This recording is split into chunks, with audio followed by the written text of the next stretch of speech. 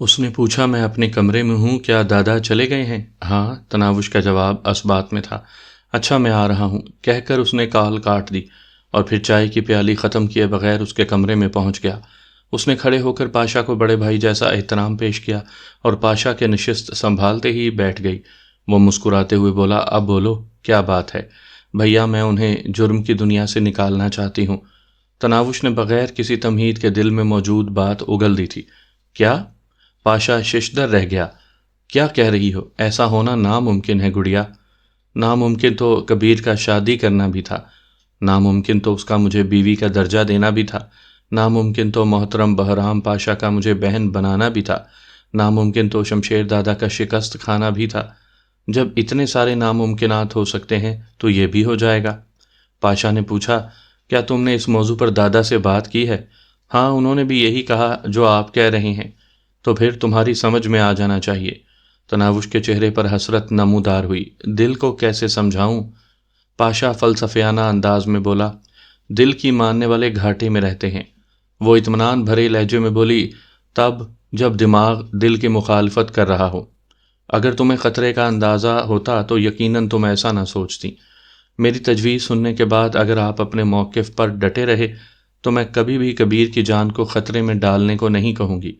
بولو۔ پاشا کرسی سے ٹیک لگاتے ہوئے بے دلی سے بولا۔ تھوڑا سا سوچ کر تناوش اپنا منصوبہ بیان کرنے لگی۔ جوں جوں اس کی بات آگے بڑھتی گئی، پاشا کی دلچسپی سوا ہوتی گئی۔ بات کے اختتام پر پاشا نے تحسین آمیز لہجے میں کہا، کیا کبیر دادا کو اس بات پر راضی کر سکتی ہو؟ وہ اعتماد بھرے لہجے میں بولی، میں انہیں زہر کا بھرا پیالہ پینے کو کہوں تو بھی مجھے نہ سننے کو نہیں ملے گی۔ پاشا نے پوچھا، وجہ؟ کیونکہ ان کے لیے جان دینا مجھے اتنا آسان لگتا ہے جتنا باورچی خانے میں جا کر چائے بنانا، اور وہ مجھ سے بڑھ کر مجھے چاہتے ہیں۔ پاشا نے اسبات میں سر ہلاتے ہوئے کہا، ٹھیک ہے، انہیں تیار کرو۔ اور تناوش نے مطمئن انداز میں سر ہلا دیا، اور پھر پاشا اور کبیر دادا کی مصنوعی چپکلش شروع ہوئی۔ ڈرامے میں حقیقت کا رنگ بھرنے کے لیے پاشا نے اخلاق حسین اور نوشاد کا ساتھ ڈھونڈا، اور جب پاشا نے کبیر دادا کو ساحل والے اڈے کی جانب بلایا، اس وقت ایک ویران سڑک پر وہ کبیر دادا کا منتظر تھا۔ اس نے اپنی کار کی ڈگی میں ایک لاش چھپائی ہوئی تھی۔ کبیر دادا اس کی کار میں بیٹھ گیا۔ اپنی جیبوں میں موجود سامان اس نے لاش کے کپڑوں میں منتقل کر دیا۔ ذرا دور جا کر انہوں نے ریموٹ کنٹرول بمب سے کار اڑا دی۔ کبیر دادا کو بس اڈے پر اتار کر پاشا تناوش کو لینے اس کے گھر کی جانب بڑھ گیا، اور کبیر دادا بس میں بیٹھ کر مانسہرہ روانہ ہو گیا، جہاں ایک دور دراز گاؤں میں اس نے گھر وغیرہ خریدنا تھا۔ اس سارے منصوبے کی روح رواں تناوش ہی تھی۔ صرف نئے شہر کے بارے انہوں نے مل کر طے کیا تھا۔ آخر وہ اپنے کبیر کو جرم کی دنیا سے نکال کر لے گئی تھی۔ پاشا خود کلامی کے انداز میں بڑبڑایا، گویا میں تمہیں دیکھتے ہی جان گیا تھا کہ تم ایسا ہی کچھ کرو گی۔ جہاں رہو خوش رہو میری پیاری بہنا۔ وہ اب تک وہیں کھڑا تھا۔ اچانک ایک کار گلی میں داخل ہوئی اور اس کے قریب آ کر رک گئی۔ دو آدمی باہر نکلے۔ ان میں سے ایک بولا، کام ہو گیا دادا، چلو شروع ہو جاؤ۔ اس نے اطمینان بھرے انداز میں سر ہلایا۔ دونوں نے کار کی عقبی نشست سے دو عورتوں کی لاشیں نکالیں اور گھر کے اندر لے گئے۔ تھوڑی دیر بعد واپس آ کر انہوں نے کار کی ڈگی سے پٹرول کے کین نکالے اور دوبارہ اندر گھس گئے۔ چند منٹ بعد گھر میں اچانک آگ بھڑک اٹھی تھی۔ دونوں کاروں کے مکین آگ کا تماشا دیکھنے کے لیے رکے نہیں تھے۔ سامعین کرام، آپ سن رہے ہیں ایک دلچسپ اور اردو رومانوی کہانی جس کا نام ہے رکھیل۔ یہ اس سلسلے کی آخری اور قسط نمبر 28 ہے۔ مجھے امید ہے آپ کو میری یہ کاوش پسند آئی ہوگی۔ آپ نے اگر ابھی تک میرا چینل کہانی گھر سبسکرائب نہیں کیا تو ابھی میرے چینل کو سبسکرائب کر کے بیل نوٹیفیکیشن آن کر لیجئے تاکہ آنے والی ہر نئی کہانی کی اطلاع بر وقت آپ تک پہنچ سکے۔ رات کے اس وقت بھی اچھا خاصا ٹریفک نظر آ رہا تھا۔ ایک بغلی سڑک پر دو موٹر سائیکل سوار ان کی وین سے ٹکراتے ٹکراتے بچے تھے۔ دونوں نوجوان کافی بگڑے ہوئے دکھائی دے رہے تھے۔ اندھا ہے کیا؟ موٹر سائیکل چلانے والا کافی غصے میں دکھائی دے رہا تھا۔ بتاتا ہوں تجھے۔ کبیر دادا نے ہینڈ بریک کھینچ کر دروازے کی طرف ہاتھ بڑھایا۔ ان احمقوں کو یہ معلوم ہی نہیں تھا کہ وہ کس کو مخاطب ہیں، مگر اس سے پہلے کہ کبیر دروازہ کھول کر باہر نکلتا، تناوش نے اس کا ہاتھ تھام لیا تھا۔ کبیر، اس کی محبت بھری سرگوشی کسی موٹی زنجیر سے بھی زیادہ مضبوط تھی۔ وہ ایک دم اس کی جانب متوجہ ہوا۔ تناوش کے ہونٹوں پر خوبصورت مسکان ابھری۔ اپنے وعدے سے پھر رہے ہیں آپ؟ کبیر نے بے بسی بھرے انداز میں سر جھکا لیا تھا۔ تناوش کھڑکی سے چہرہ نکال کر ان لڑکوں کو مخاطب ہوئی، بھائی میں معذرت چاہتی ہوں، غلطی ہماری ہے، آپ میں کسی کو چوٹ تو نہیں لگی؟ غصے میں لڑائی کے لیے تیار لڑکوں کے چہروں پر ہلکی سی ندامت ابھری کہ انہیں بھی اپنی غلطی کے بارے علم تھا۔ موٹر سائیکل چلانے والا فوراً بولا، کوئی بات نہیں بہن جی، بچت ہو گئی ہے۔ یہ کہتے ہی وہ آگے بڑھ گئے تھے۔ بس اتنی سی بات تھی۔ اس کی طرف کھسکتے ہوئے تناوش نے اس کے کندھے پر سر رکھ دیا۔ میں ہوں نا آپ کی ڈانٹ کھانے کے لیے؟ میرے کبیر کا غصہ اتنا سستا نہیں ہے کہ ہر ایرے غیرے پر لٹاتا رہے۔ وہ ہنسا، اتنی بڑی نہیں ہو جتنی بڑی بڑی باتیں کرتی ہو۔ وہ فلسفیانہ انداز میں بولی، عورت کبھی چھوٹی بڑی نہیں ہوتی جناب، وہ بیچاری تو ہمیشہ شوہر کے حوالے سے پہچانی جاتی ہے۔ بادشاہ کی بیوی، وزیر اعظم کی بیوی، سپہ سالار کی بیوی، بھیکاری کی بیوی، وغیرہ وغیرہ، اور میں جس کی بیوی ہوں اس کا رتبہ تو بہت بڑا ہے نا، اور اتنا ہی میرے لیے کافی ہے۔ رتبہ؟ کبیر نے کہا لگایا، یہ بھی خوب کہی، اب بھول جاؤ رتبے کو محترمہ۔ وہ عقیدت مندی سے بولی، اپنے رتبے اور مقام کو دیکھنے کے لیے میرے دل میں جھانکیں جی۔ بات تمہاری نہیں، لوگوں کے سمجھنے کی ہے۔ اس نے طنزیہ ہنکارا بھرا۔ تناوش نے فوراً پوچھا، آپ کے نزدیک میں اہم ہوں یا لوگ؟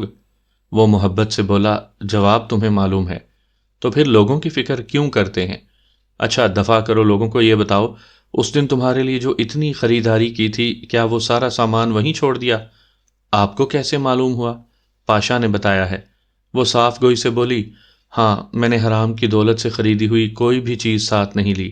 امی جان سے پیسے لے کر اس موبائل فون کی قیمت بھی پاشا بھائی کو ادا کر دی تھی، کیونکہ نئی زندگی کی ابتدا میں حلال کے پیسے سے کرنا چاہتی ہوں، اور یہی امی جان کی بھی منشا ہے۔ کبیر نے عقبی شیشے پر نگاہ دوڑا کر سیٹ سے ٹیک لگا کر اونگتی ساس پر نگاہ دوڑائی۔ نہ جانے اسے سچ مچ نیند آ رہی تھی یا وہ ان دونوں کو بات چیت کرنے کا موقع دینے کے لیے سوتی بنی ہوئی تھی۔ تمہارا گھر بیچ کر جو رقم وصول ہوئی تھی اس سے یہ گزارے لائق وین خریدی ہے، اور وہاں گاؤں میں 1 کنال زمین خریدی ہے جس پر ابھی تک گھر بنانا ہے۔ کیا گھر بنانے کے لیے پیسے نہیں بچے؟ نہیں، کچھ رقم بچ بھی گئی ہے، انشاءاللہ گھر تو بن جائے گا۔ تو جب تک گھر نہیں بنے گا رہیں گے کہاں؟ جس سے زمین خریدی ہے اس کی 1 کمرے کی بیٹھک چند دنوں کے لیے مانگ لی ہے، کیا وہاں گزارا کر لو گی؟ میں آپ کے ساتھ کھلے میدان میں بھی رہ لوں گی، اور سچ کہوں چھوٹے گھر میں رہنا آپ کے لیے مسئلہ ہے، ہم تو عادی ہیں۔ اس کے مضبوط ہاتھ پر اپنا ملائم ہاتھ رکھتے ہوئے وہ پیار بھرے انداز میں سہلانے لگی۔ بہت برا ہوا یار، پاشا اتنا لالچی کمینہ نکلے گا یہ تو میں نے سوچا بھی نہیں تھا۔ نوشاد کے چہرے پر سچ مچ پریشانی نظر آ رہی تھی۔ اخلاق نے پھیکے لہجے میں کہا، وہ اپنی قسمت ہی میں نہیں تھی یار۔ نوشاد خوفزدہ لہجے میں بولا، اس ظالم نے کبیر دادا کی دولت اور جائیداد کے لیے منہ بولی بہن کو جلا دیا تو اور کسی کے ساتھ کیا اچھائی کرے گا؟ ابھی سنبھل کر رہنا ہوگا بھائی، یہ اور ذہن کا مالک ہے۔ اخلاق نے کہا، صحیح کہہ رہے ہو خان صاحب، اب تو پچھتاوا ہو رہا ہے کہ کبیر دادا کے بجائے اس کا پتہ کاٹنا چاہیے تھا۔ شاہ جی میرے ہاتھ تو کھڑے ہیں، ایسے ظالم کے خلاف کیا سازش کریں گے؟ اور جانتے ہو اس نے اس دن کی بیٹھک میں صاف طور پر کہہ دیا تھا کہ کبیر دادا کے خلاف سازش کرنے والوں کو معاف نہیں کرے گا، اور یہ وہ ہمیں سنا رہا تھا کہ اب محتاط رہیں۔ اب محتاط ہی رہیں گے خان صاحب، یوں بھی ہمارے دل کی حسرتیں تو دل ہی میں رہ گئیں۔ اس شہزادی کے پھولوں جیسے بدن کو آگ لگاتے وقت دل بھی نہیں کانپا ظالم کا، اور جنازے پر بھی کس بے حیائی سے چہرے پر افسوس طاری کیا ہوا تھا۔ بے غیرت نے۔ اخلاق حسین نے افسوس بھرے انداز میں سر ہلایا۔ نوشاد آفریدی چہرے پر پریشانی لیے خاموش بیٹھا رہا۔ دونوں نے تناوش کے حصول کی جتنی کوششیں کی تھیں تمام رائے گاں گئی تھیں، اور اب تو وہ کسی کوشش سے بھی رہ گئے تھے۔ جب وہ ہی نہیں رہی تھی تو کوشش کیا کرتے؟ ابتدائی 2-3 ماہ انہیں کچھ مشکلات کا سامنا کرنا پڑا جو بتدریج ختم ہو گئیں۔ کبیر نے پرانی زندگی کو اس طرح بھلا دیا تھا جیسے وہ کبھی غلط کاموں میں ملوث ہی نہ رہا ہو۔ تناوش کی محبت بھری توجہ نے اس کے دل میں کبھی عیش و آرام کی زندگی چھوڑنے کا ملال تک پیدا نہیں ہونے دیا تھا۔ وہ اپنے کبیر کا پہلے سے بھی زیادہ خیال رکھتی اور اس کی اتنی خدمت کرتی کہ بعض اوقات وہ شرمندہ ہو جاتا۔ اس نے ایک چھوٹی سی کریانہ کی دکان کھولنے کے ساتھ وہ سوزوکی وین پر گاؤں کے چند بچوں کو شہر کے اسکول لے جاتا اور لاتا بھی تھا۔ ان کی گزر اوقات بہت اچھے طریقے سے ہو رہی تھی۔ تناوش کے زور دینے پر اس نے قرآن مجید دوبارہ حفظ کرنا شروع کر دیا تھا، اور یہ دیکھ کر وہ خود ہی حیران رہ گیا تھا کہ 3-4 ماہ میں اسے پورا قرآن مجید دوبارہ یاد ہو گیا تھا۔ رمضان شریف میں تراویح کی امامت کراتے ہوئے جہاں اس کی خوش الحانی موضوع بحث بنی ہوتی، وہیں اس رقیق القلمی کو بھی یاد کیا جاتا۔ دوران تلاوت وہ بے ساختہ رونا شروع ہو جاتا تھا۔ دیکھتے ہی دیکھتے 2 سال کا عرصہ بیت گیا تھا۔ تناوش نے اسے ایک خوبصورت بیٹی کا تحفہ بھی دیا تھا، جس کا نام تناوش نے اس کی بہن اسما کے نام پر رکھا تھا۔ تناوش بعض اوقات پاشا کو یاد کر کے رو پڑتی تھی۔ وہ اسے سچ مچ اپنے بھائی شاہ نواز کا نعم البدل لگتا تھا۔ اور پھر ایک دن تناوش کو پڑوسی عورت کی زبانی کراچی میں رینجرز کے آپریشن کے بارے میں پتہ چلا۔ وہ سارا دن بے چین رہی تھی۔ رات کو لیٹتے وقت وہ کبیر سے اس موضوع پر بات کرتی رہی۔ دیکھو چندہ، وہ کوئی بچہ نہیں ہے۔ تم نے آتے وقت اس سے وعدہ بھی لیا تھا کہ وہ جلد از جلد اس کام کو چھوڑ دے گا، مگر جب وہ نہیں چھوڑنا چاہتا تو میں کیا کر سکتا ہوں؟ وہ سسکی، ان کے لیے دعا تو کر سکتے ہو، تو کیا نہیں کرتا؟ پگلی، اس کی ناک کی پھننگ مروڑتے ہوئے وہ مسکرایا۔ اس کے بعد وہ دن کو روزانہ خبریں سننے پڑوسیوں کے گھر چلی جاتی۔ ایک دن اس نے اپنے کانوں سے بہرام پاشا نامی گینگسٹر کی گرفتاری کی خبر سنی۔ اس دن وہ بہت روئی تھی۔ دعا کے لیے ہاتھ اٹھا کر اپنے رب کے سامنے گڑ گڑاتے ہوئے جانے کتنی دیر وہ مناجات میں مصروف رہی، اپنے بھائی کی خیریت اور اس کے راہ راست پر لوٹنے کی دعائیں مانگتی رہی، مگر شاید اس کی دعاؤں میں اثر ختم ہو گیا تھا، یا وہ پہلے ہی ضرورت سے زیادہ لے بیٹھی تھی کہ پاشا کی گرفتاری کے ٹھیک 1 ہفتے بعد وہ اس کے پھانسی ہو جانے کی خبر سن رہی تھی۔ رینجرز کے حکام نے بڑی سرعت اور تیزی سے گینگسٹرز کے خلاف کارروائیاں کی تھیں۔ چند دنوں میں بہرام پاشا کی پھانسی کی خبر پرانی ہو گئی تھی، مگر تناوش کے سینے میں لگنے والا یہ زخم اتنی جلدی نہیں بھر سکتا تھا۔ پاشا کی پھانسی کو 2 ماہ ہونے کو تھے کہ ایک دن وہ گھر کے کام ختم کر کے اسما کے ساتھ اٹکھیلیاں کر رہی تھی کہ دروازے پر دستک ہوئی۔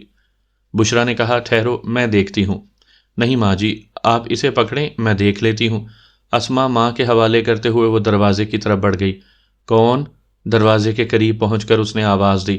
نسوانی آواز نے پوچھا، یہ کبیر صاحب کا گھر ہے؟ جی ہاں، اس نے دروازہ کھول دیا۔ یوں تو کبیر کو تمام گاؤں والے حافظ صاحب ہی کہہ کر بلاتے تھے۔ وہ عورت یقیناً مقامی نہیں تھی، ورنہ اس انداز میں مخاطب نہ کرتی۔ دروازے پر کالا نقاب اوڑھے ایک جوان لڑکی کھڑی تھی۔ اندر آ جائیں بہن، اس نے ایک طرف ہو کر اسے راستہ دیا، مگر اس کے پیچھے راحت خالہ کو دیکھتے ہی وہ چیخ پڑی تھی۔ راحت خالہ؟ وہ بری طرح اس سے لپٹی تھی۔ چل ہٹ بے وفا۔ راحت خالہ اس کا ماتھا چومتے ہوئے بولی، پچھلے 2 سال سے خالہ اپنی بیٹی کی موت کا سوگ منا رہی ہے، اب آ کر پتہ چلا کہ ایسی کوئی بات ہی نہیں ہوئی۔ اچھا آئیں بیٹھیں تو صحیح۔ ندامت بھری ہنسی سے وہ انہیں کھینچنے لگی۔ ہمارے ساتھ میرا شوہر بھی ہے۔ جوان لڑکی اسے مخاطب ہوئی۔ نہ جانے کیوں تناوش کو وہ دیکھی بھالی ہوئی لگ رہی تھی۔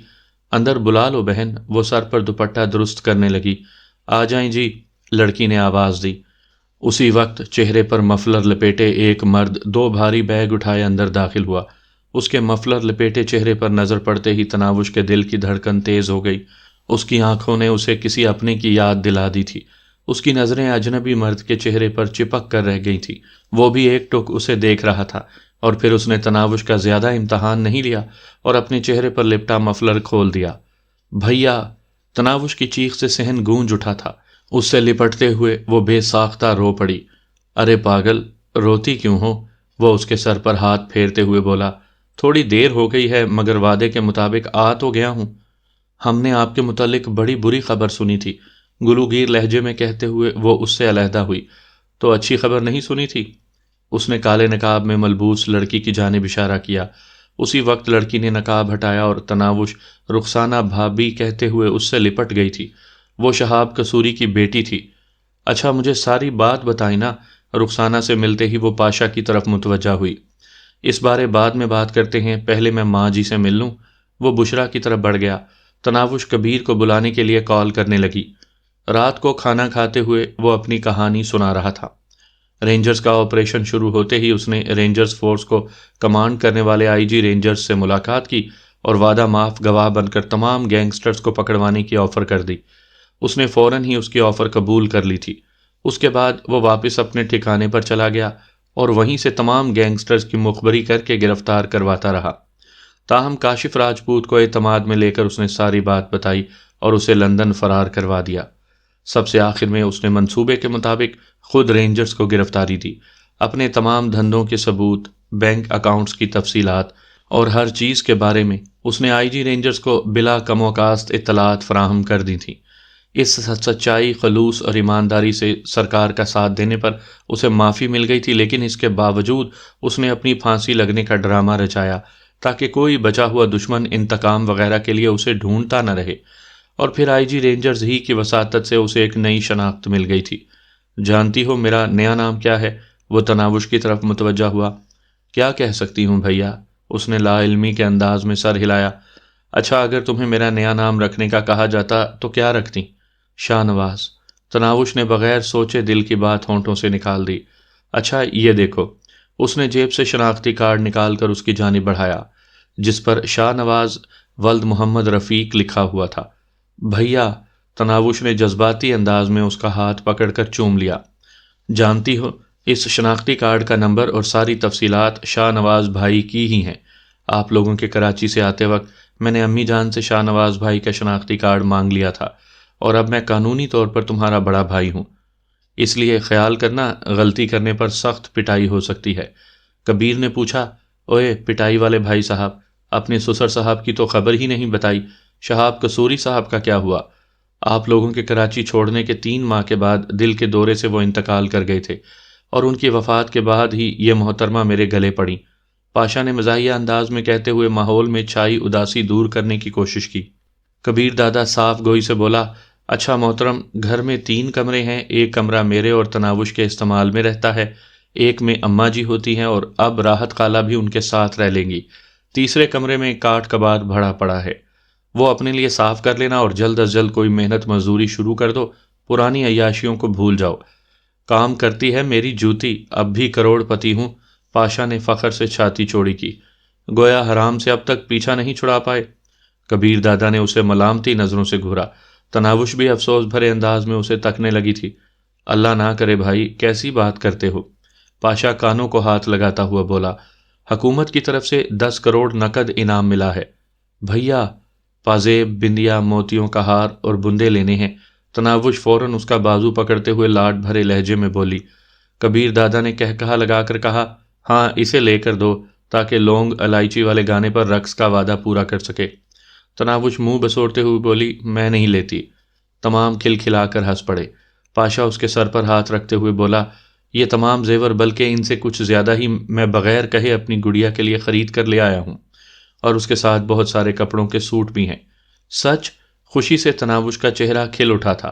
پاشا نے کہا، ہاں، اور ایک نیا موبائل فون بھی خریدا ہے۔ پتہ ہے اس میں کون سی ویڈیو بھروائی ہے؟ کون سی بھیا؟ اس نے اشتیاق سے پوچھا۔ لونگ لائچی والے گانے کی ویڈیو، تاکہ میری گڑیا کو وعدہ پورا کرنے میں آسانی رہے۔ تمام نے زوردار کہا لگایا، اور تناوش، بھیا میں آپ سے بات ہی نہیں کرتی کہتے ہوئے کمرے کی طرف بھاگ گئی تھی۔